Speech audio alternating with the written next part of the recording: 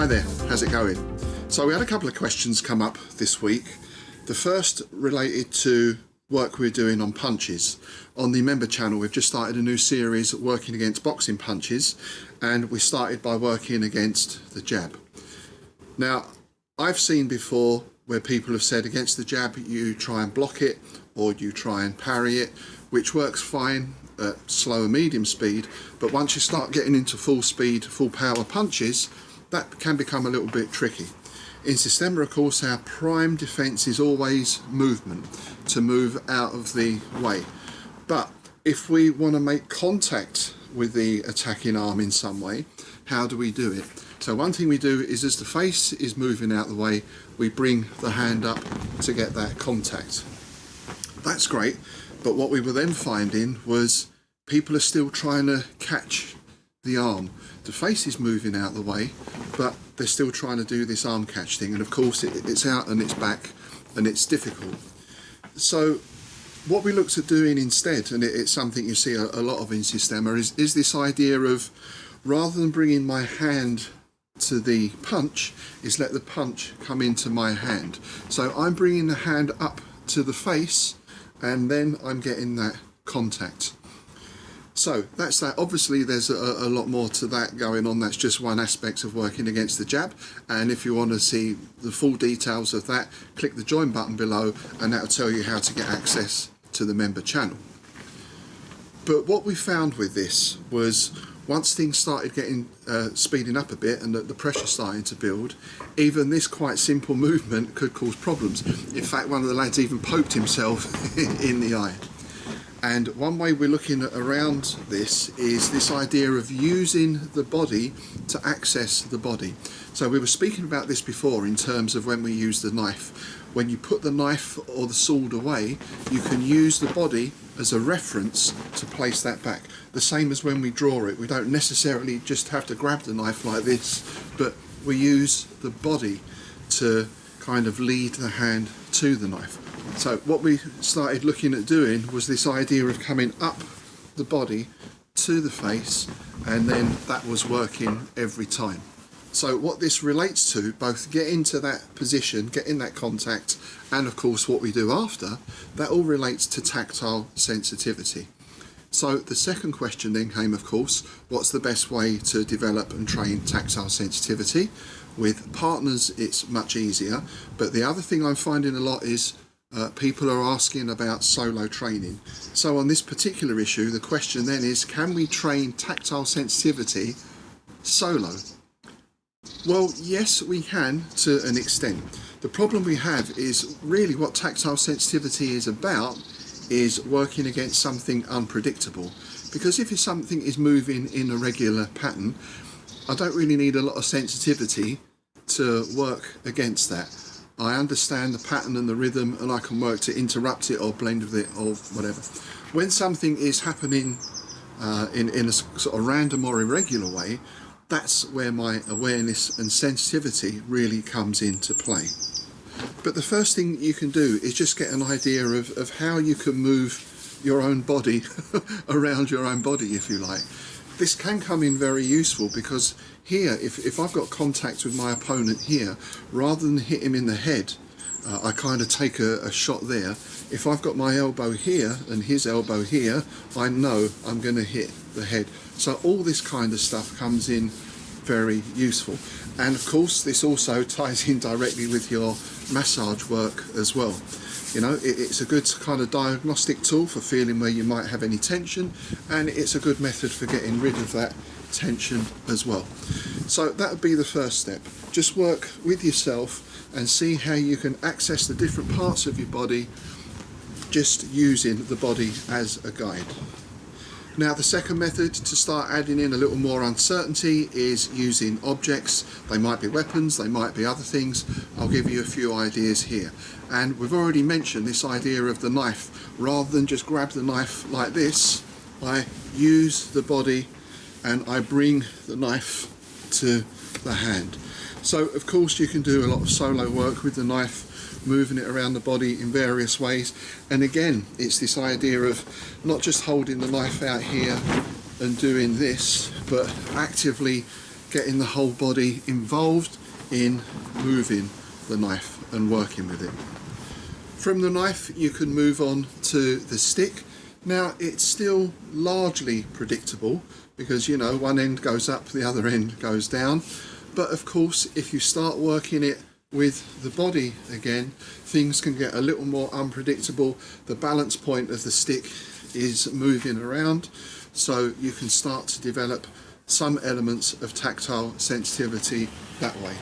And of course, this is also very good preparation for learning to work not only with the stick, how you use the stick, how you use the body to help strike in different ways, but also working against the stick, how to deal with the impact of the stick, and so on. So there's a saying, there's two ways to move in Systema. You can move like the stick, or you can move like the ball, and that feeds into our next method.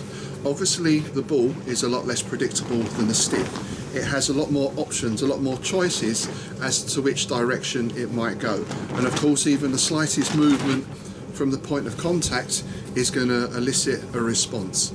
So you can work different ways with the ball, again out in the hands and arms, or working against the body.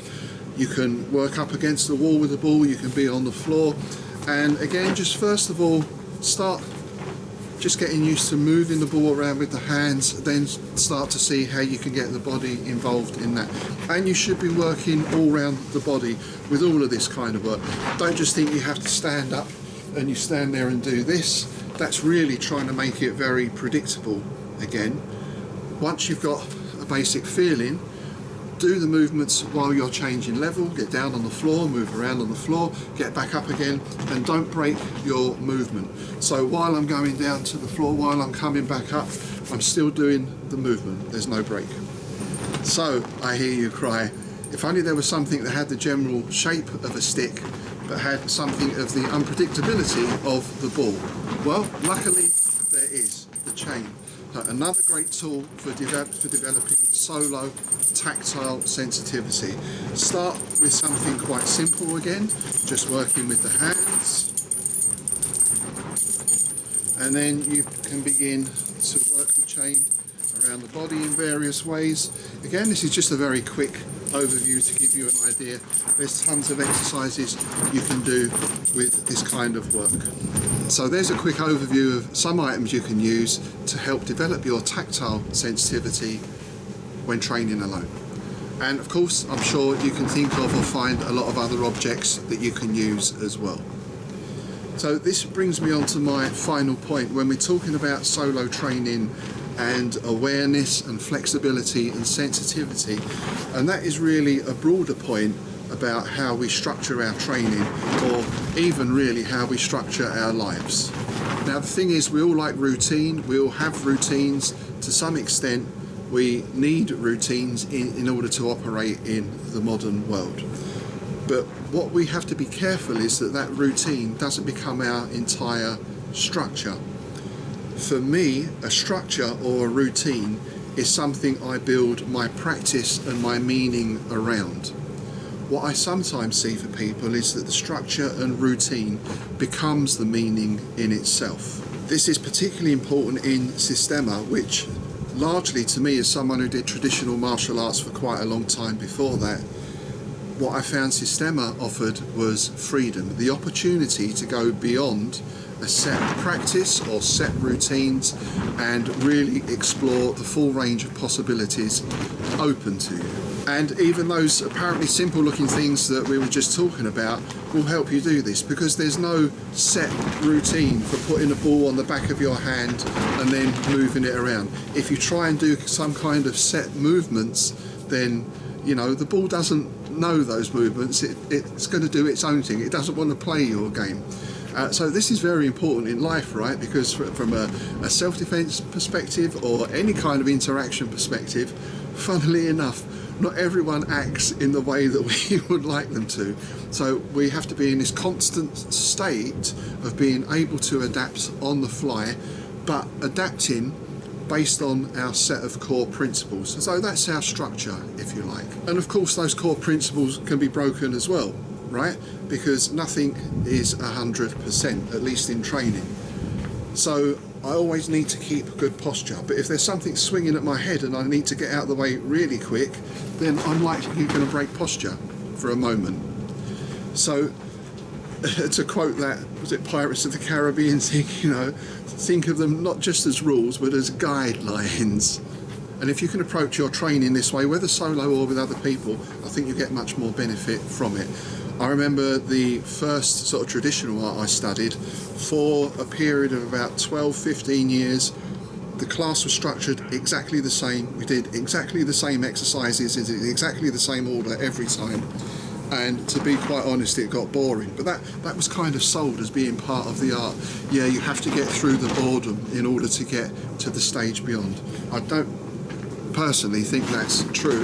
I think it's much better to give people those basic outlines and principles and then allow them to explore their own movement and their own freedom around those. And for me, one major reason for this from my perspective is that being stuck in a particular routine and just banging out reps and being very numbers based in your training, that's the death of creativity, that's the death of freedom, and also to a large extent it's the death of awareness, because we know what to expect all the time. It's very easy to get good at stuff when you know what to expect. It's when you hit the unexpected, that's when our true skill comes out, or those are the situations where we really start learning. And I mention this in the context of solo training because I've had people fairly recently say, can you write me up some circuits so you know I can get some circuit training going for my Systema? Well, the last time I did circuits was probably in PE at school, which is a long time ago. I don't train like that. You're asking the wrong person, to be honest. For one thing, I don't think of what I'm doing as exercise, I think of it as activity. And here's another thing as well.